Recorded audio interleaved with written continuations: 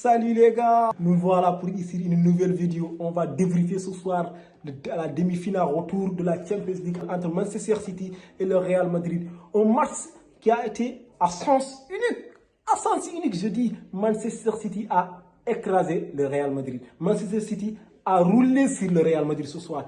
Aujourd'hui, à l'Etihad Stadium, il n'y avait que le maillot ciel au bleu. Il n'y avait que des hommes de Pep Guardiola. Aujourd'hui, le Real Madrid a été humilié. Le Real Madrid a été surclassé. Tous les noms que vous voulez. La démonstration totale des hommes de Pep Guardiola. Vraiment, chapeau, chapeau. On a vu dès l'entame du match, City a fait ce qu'il voulait faire du ballon. C'est-à-dire monopoliser la balle, se créer des occasions. Mais on a eu peur à un moment donné parce que les occasions, il les ratait. C'est normal, parce que les années passées, c'était la même chose. Lorsqu'il rencontrait le Real Madrid, il dominait, il ne trouvait pas par la faille. Ce qui avait été le cas pendant les 20 premières minutes, City a dominé le Real Madrid. City a su créer des occasions à l'image de Erling Haaland. Il faut aussi souligner les parades magnifiques de Thibaut Courtois. Mais après cela, c'est la démonstration totale.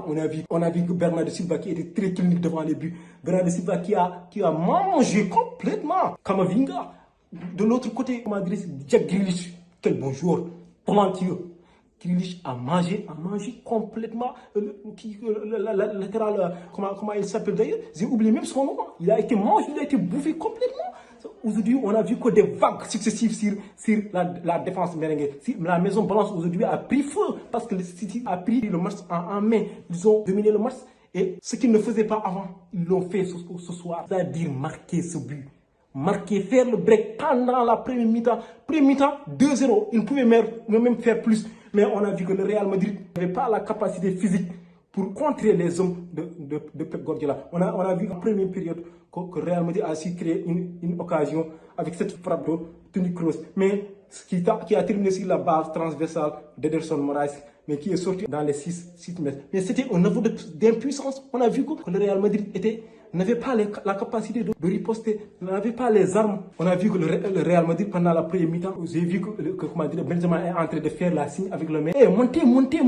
Mais Carlo Ancelotti, j'ai vu la main de Carlo Ancelotti, le coach du Real Madrid, dire non, il faut reculer parce qu'ils ils avaient peur, c'est ça. Ils avaient peur de jouer, de sortir et de jouer avec les hommes de Manchester City. C'est pourquoi aujourd'hui on a vu beaucoup de déchets dans les rangs des hommes de Carlo Ancelotti. On a vu Benzema, on n'a pas vu Benzema ce soir. Vinicius, il n'y a pas eu une bonne combinaison entre les milieux du Real Madrid. Il y a vraiment rien du tout. Rien du tout. Ils ont eu peur, c'est ça la vérité. On a vu que dès la reprise de la seconde période, Carlo Ancelotti, pour moi, devrait faire les changements qu'il faut. Mais il ne l'a pas fait. Mais ils ont voulu sortir. Ils ont monopolisé un peu le ballon, mais c'était un peu stérile. On a vu que le match pouvait durer pendant plus de 100 minutes. Le Real Madrid ne pouvait pas exister. Parce que psychologiquement, City a su faire la différence depuis la première période. Et surtout, c'est ce qui m'a marqué ce soir, c'est que Pep Guardiola en tant que tel et ses hommes ont su apprendre des erreurs de l'année dernière. C'est ça que j'ai vu pendant ce match. Parce que défensivement, offensivement, tout a été clean. Ils n'ont jamais été rassasiés. Ils ont toujours voulu marquer ce 4e but. C'est pourquoi vers les 50e, 60e minutes, on a vu qu'ils ont poussé Militao à la faute avec ce centre de Kevin De Bruyne qui pousse Militao à marquer un but contre son camp. Et après, c'est la débat totale. Carlo Ancelotti a voulu faire des changements, mais moi je pense, à mon avis, c'était des changements tardifs. Il devait les faire avant. À l'image d'Asensio, il devait les changer avant. Je ne le critique pas, c'est un grand coach. Mais aujourd'hui, je pense qu'il pouvait mieux faire, qu'il pouvait peut-être changer le système de jeu. Parce qu'à la mi-temps, si tu menais 2 buts, c'est où? Peut-être qu'il pouvait changer le système, changer de joueur, par exemple. Mais aujourd'hui, on a vu un Carlo Ancelotti mieux à l'image de ces joueurs comme Vinicius Junior qui n'a pas existé, Karim Benzema qui n'ont pas existé du tout. C'est pourquoi le match pouvait jouer pendant plus de 100 minutes.